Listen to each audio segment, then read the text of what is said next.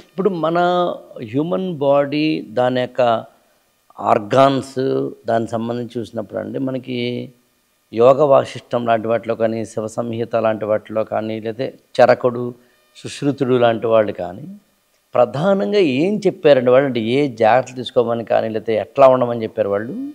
ఆసనం చాలా ముఖ్యం. ఆసనం వల్ల మన శరీరాన్ని ఉండాల్సిన విధంగా, అంటే వెన్ను తిన్నగా పెట్టి కూర్చుంటే రోగాలు రావు.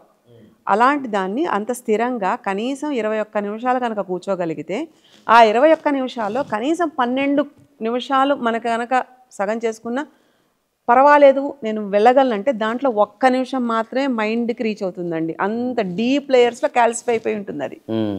సో ఇలాంటి దాన్ని 84 ఆసనాలు, అది కూడా వదిలే నెలకి ఎన్ని రోజులండి? 30 రోజులు అనుకోండి, అప్పుడప్పుడు 31. ఓకే, వెరసి 32 ఆసనాలు కనుక రోజుకు ఒక ఆసనంలా చేయగలిగితే మొత్తం కీ నీ దగ్గరే ఉంది.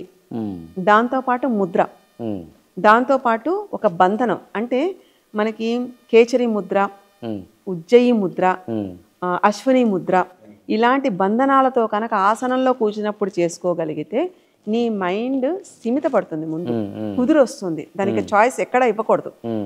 ఒకవేళ అది మన బ్రీతింగ్ టెక్నిక్స్తో చేస్తాం, ఆలోచన వెళ్తున్నా దాన్ని అబ్జర్వ్ చేయి, దాన్ని లాగకూడదు, గుంజకూడదండి. నువ్వు చెయ్యొద్దు అన్నది చేయడం దానికి అలవాటు. సో దాన్ని పరిశీలన చేయాలి, దాన్ని అబ్జర్వ్ చేయాలి, బట్ దాని వెనకాల పరిగెట్టేయకూడదు. అలా కనుక చేయగా ఒక్క 6 నెలలు చేస్తే మన దేహం వజ్రాయుధంలా తయారవుతుంది. Weapon, it is like a wonderful weapon God has given to you. Universe was design, అంటే human ship was design to do something, to be the, అంటే నెక్స్ట్ జనరేషన్కి ఇవాల్వ్ అవ్వడానికి. అలా అయ్యేలా చేసేది యూనివర్స్ అనే యూనివర్సిటీ స్కూల్లో హ్యూమన్గా పుట్టినప్పుడు as a student of that universe you are eligible in 6 months. ఇంతకన్నా ఫాస్ట్ ట్రాక్ కోర్సు ఎక్కడ ఉండదు, 6 నెలలు చాలు. అలాంటిది మనకి ఇప్పుడు కొత్తగా ఇవన్నీ నేర్చుకోకర్లేదు. ఇవన్నీ మనకి ఉపనిషత్తుల్లో ఉన్నాయి, పురాణాల్లో ఉన్నాయి, వేదాంగాల్లో ఉన్నాయి, వేదాల్లో ఉన్నాయి. You name it, you get it. నీకు ఏది కావాలంటే ఆ భాండార్ ఓపెన్ చేసి తీసుకో, వాడుకో.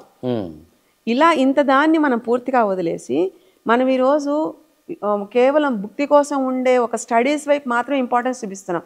అవన్నీ లిమిటెడ్. బట్ వేరే as with the body, if you want to achieve something, ఏదైనా చెయ్యాలి, సాధించాలనుకున్నప్పుడు మేధస్సు మీద, అంటే మనసు శరీరం మీద ఆధారపడే ఒక మేధస్సు లాంటిది ఓపెన్ చేయాలి, ఆ కీ ఓపెన్ చేయాలి. ఆ కీ ఓపెన్ చేసే అంత భాండారం మనకి ఇలాంటి సిద్ధ మహాయోగంలో ఉంటుంది. It is like supreme knowledge. దీంట్లో రకరకాల విద్యలు ఉన్నాయి. ప్రతిదీ నువ్వు దీంట్లో నివడాలని అనుకోకర్లా. నీకు ఏది అనురక్తిగా, నిన్ను ఇష్టంగా కనెక్ట్ చేసే దాంట్లో నువ్వు నేర్చుకోవచ్చు. ఇలాగా నచికేత విద్య, శాండిల్య విద్య, అసలు శారీరక ఉపనిషత్తులో క్లియర్గా శరీరం యొక్క ధర్మాన్ని ఉపయోగించి ఏ విద్యకి ఎలాంటి బ్లడ్ గ్రూప్ వాళ్ళకి కనెక్ట్ అయ్యి ఉంది అన్నది కూడా మెన్షన్ చేశారు. Oh great great great. మరి బ్లడ్ గ్రూపులు మొన్న కదా మనం చేసుకునేవి. And the most rarest blood group is AB negative. అలాంటి దాన్ని కూడా ఆయుధంలా తయారు చేయగలగ సూక్ష్మాలు మనకి ఈ ఉపనిషత్తుల్లో ఉన్నాయండి, ఈ విద్యల్లో ఉన్నాయండి. ఇంతకన్నా ఇంకేం కావాలి? ఇంత ఇంటెలిజెన్స్ ఉంది, అంత విద్య నేర్చుకోవడానికి ఉంది. Better why we are not interested in that? అలాంటప్పుడు ఎంతసేపు మనం we are ready to complain about, నాకు ఇది బాగాలేదు, లేదా నాకు ఇది బాగుందా, నాకు ఇది, నేను ఇది, ఇలా నేను అనేదే మనం మాట్లాడుకుంటున్నాం. కానీ నేను అనే వర్డ్ సోర్స్ దగ్గర నుంచి ఎక్కడ కనెక్ట్ అయ్యి వస్తుంది, whether we are like mingling with that or not.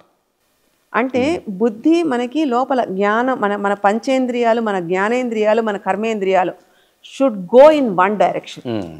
పంచేంద్రియాలు విచ్చలవిడిగా ఇటు తిరుగుతూ, జ్ఞానేంద్రియాలు ఇంకేదో నాకు అనిపిస్తుంది, నేను చేయలేకపోతున్నాను లోగా అనుకుంటూ, కర్మేంద్రియాలు ఏదైతే చూడకూడదో, ఏదైతే చేయకూడదో అవి చేస్తూ ఉంటే అక్కడ సమన్వయం లోపించదా?